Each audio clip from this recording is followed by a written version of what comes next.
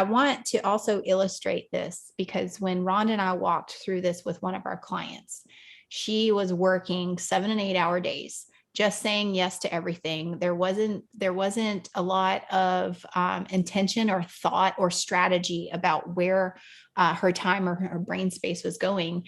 And she was in a state of burnout, like complete burnout, overwhelm. I mean, working 50, 60 hours a week, like who wouldn't be? Hey there, if you like this video, make sure to click the subscribe button so that we can let you know the next time that we drop a new video. So let's get back to it. Right. And so when we did sort of like the extraction, like, okay, what is all that needs to be done? Right? Life, family, business. What are the deliverables and your responsibilities and commitments on the items that you've sold or committed to showing up to teach? Right? Those go on the calendar. For me, my family activities go on my calendar first. So I kind of wanted to just paint out like what an example would look like after they go through this. So to recap, decide the boundaries, right? What you want that day to look like, schedule the buffers and transitions and the hard stops. Okay. And then you visually map everything out. You kind of like just do a brain dump. And then priority goes on the calendar first.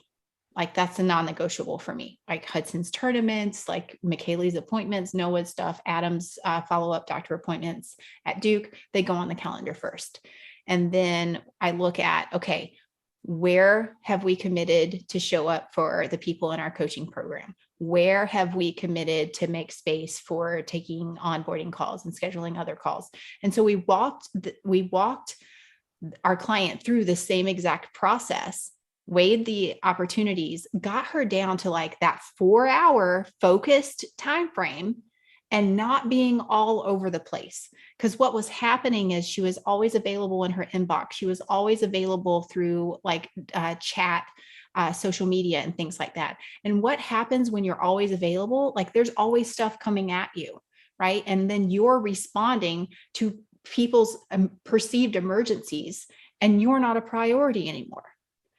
So she was always on, not focused on the one thing, felt like she was always just spinning her wheels and not being really intentional and accomplishing things. So when we were done, Rhonda had it all mapped out on the whiteboard and it was just beautiful. It was so beautiful and peaceful and tranquil where it was like, I get to have dinner every night with my husband. I get to have Sundays off, right?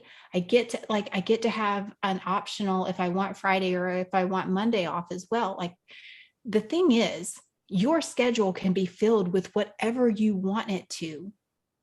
So you will either fill your schedule or someone else will fill your schedule. Yeah. And that is what we want you to take away from today's episode is who and what are you allowing to be the priority that drive your schedule? Thanks for watching the video. Make sure you click the first link in the description, Freedom to Impact, for any of the resources that we've talked about in today's video. You'll also be able to find our Customers for Life podcast. Thanks so much for watching. Take care and we'll talk soon.